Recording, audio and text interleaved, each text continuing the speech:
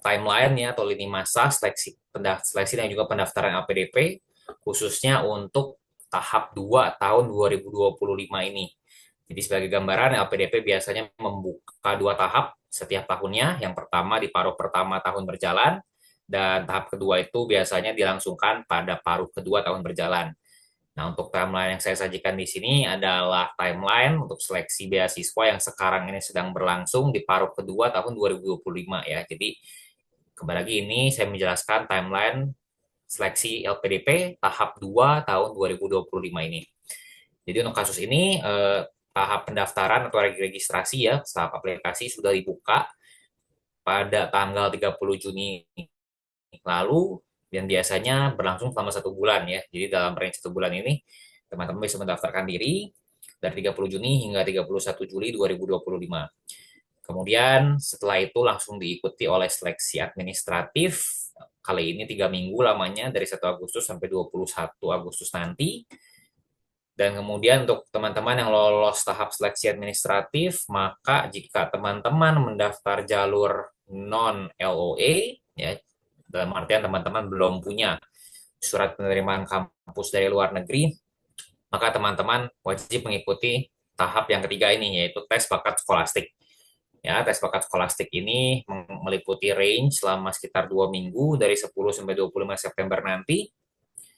Dan teman-teman nanti akan dijadwalkan untuk mengikuti tes ini selama 1 hari saja ya. Jadi dalam 1 hari dari range ini teman-teman akan diminta untuk mengikuti tes bakat skolastik seperti tes tulis, seperti tes TPA formatnya. Tapi jika teman-teman ketika mendaftar sudah punya LOA dan teman-teman mendaftar jalur LOA atau letter of acceptance, maka teman-teman bisa skip tes bakat skolastik dan sehingga ketika teman-teman dinyatakan lolos administrasi tadi, teman-teman bisa skip langsung ke interview ya. Interview ini adalah tahap terakhir. Jadi untuk teman-teman yang mendaftar jalur non LOA dan sudah melalui tes bakat skolastik dan dinyatakan lolos, serta teman-teman yang mendaftar jalur LOA dan tadi dari seleksi administratif langsung dinyatakan lolos ke interview, maka tahap terakhirnya yang teman-teman harus lalui adalah wawancara itu sendiri ya, atau tes bakat substantif disebutnya di LPDP.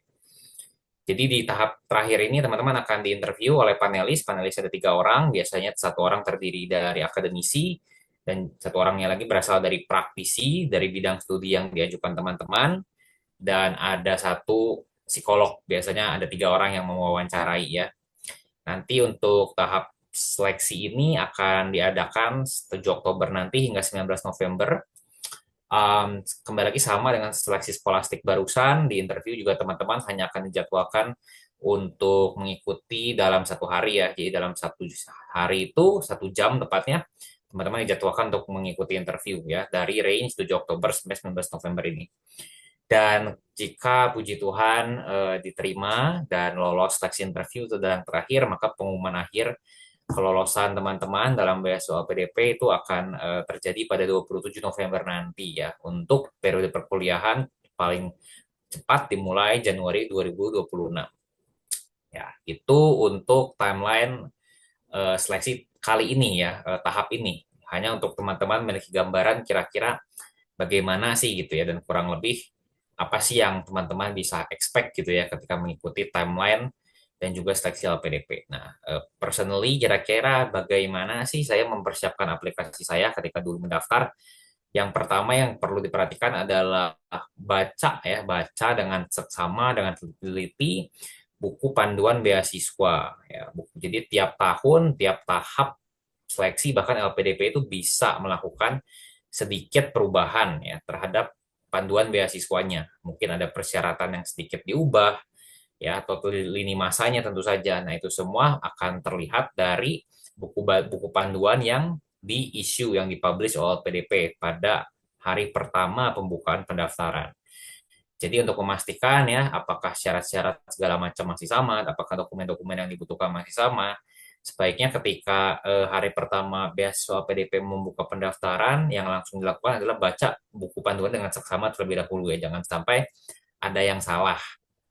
Nah, kemudian dari tahap seleksi ke tahap seleksi selalu ada persyaratan untuk membuat essay kontribusi ya. Tadi yang saya bilang tentang komitmen kembali ke Indonesia dan juga rencana kontribusi serta rencana pasca studi.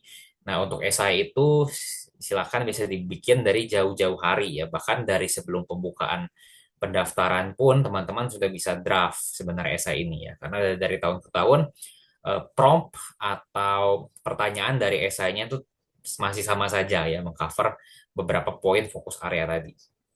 Nah, kemudian jika teman-teman sudah mencapai seleksi terakhir yaitu wawancara, maka lakukan saja banyak latihan wawancara ya dengan para penerima beasiswa LPDP. Ini adalah tahap yang saya pikir sangat penting ya dan tidak bisa di skip.